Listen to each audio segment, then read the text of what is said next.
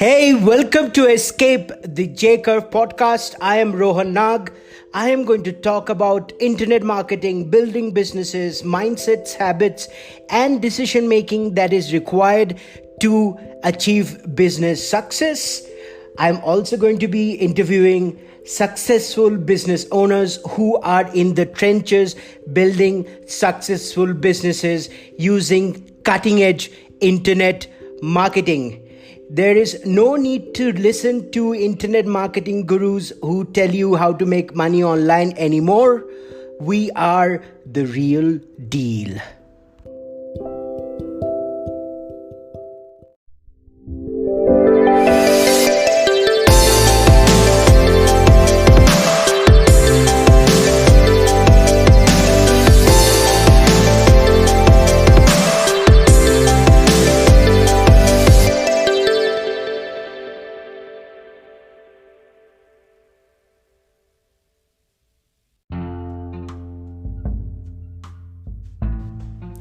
Boom!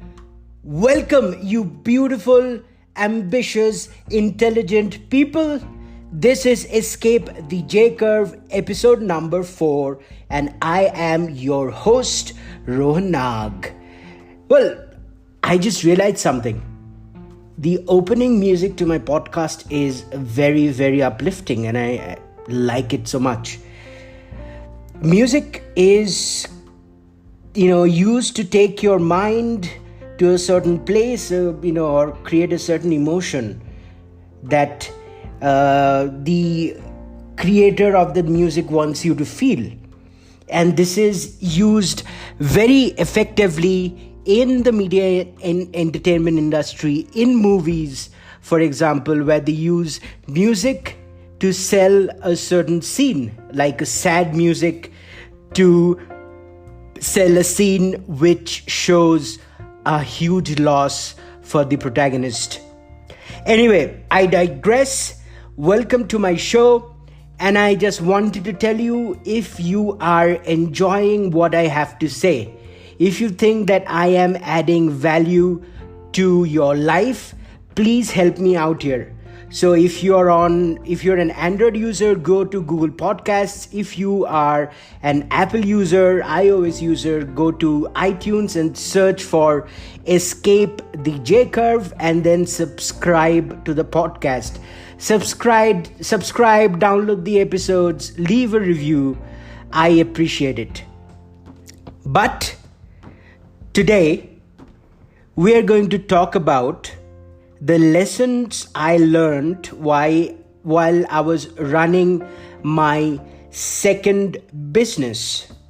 And we go back in time to around, I think 2010 or 2011, 8-9 years back, when I was living and working in Singapore. And I remember there are two books that had a huge impact on my life and the way that I think about life and businesses in general are 4-Hour Work Week by Tim Ferriss and Rich Dad, Poor Dad by Robert Kiyosaki. And I'm pretty sure all of you have read the books mentioned and have received huge value from those books. Now, one of the biggest things that Rich Dad, Poor Dad talks about is the cash flow quadrant. And he says most people in their lives are on the left side of the cash flow quadrant, which is employees or self-employed people, and very few people make it to the right side of the quadrant, where they are business owners and investors. So obviously, an employee is someone who exchanges their time for money and they look for security. But the problem with it is, if you run into some huge economic downturns, similar to what we are facing right now due to the COVID-19 pandemic, your one source of income is at risk.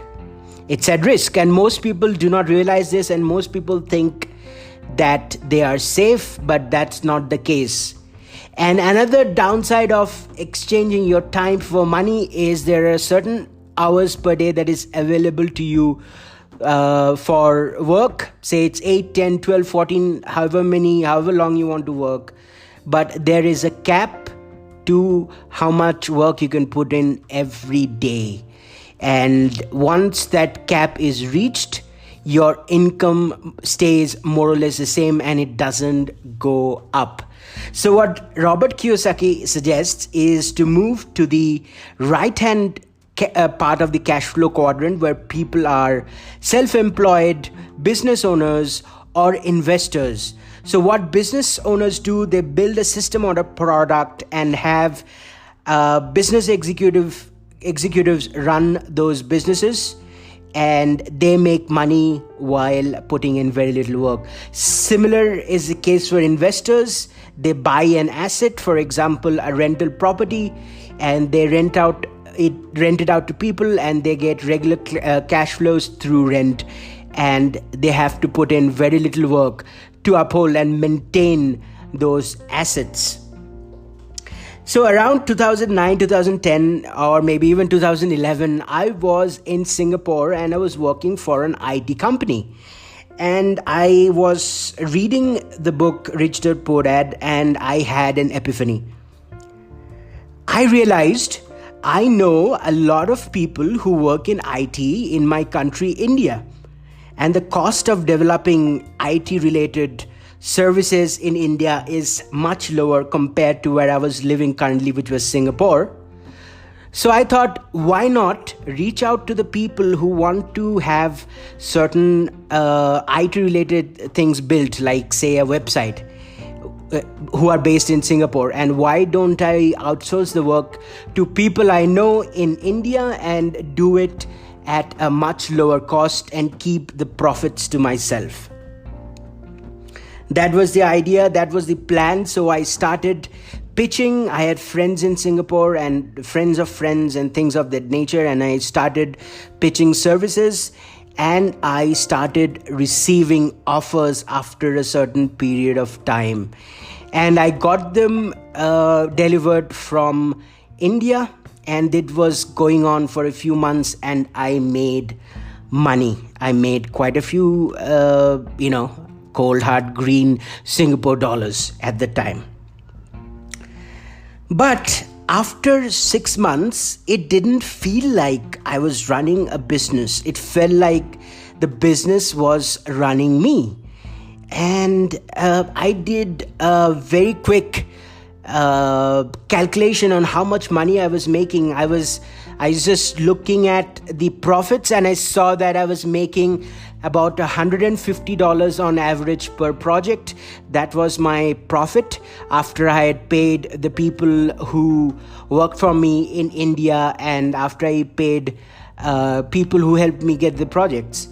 And I found that my hourly income was about $7 to $8 per hour, because I had to put in about 20 hours to win and deliver the business.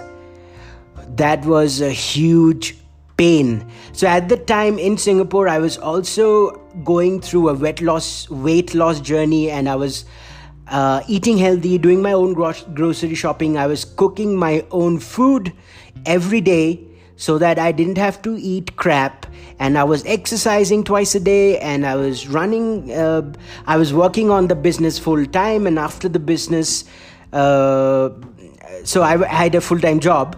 And when I finished my job, I would go to the gym, and after the gym, I was super tired. I would drag my ass out of the gym and go talk to the clients to win businesses.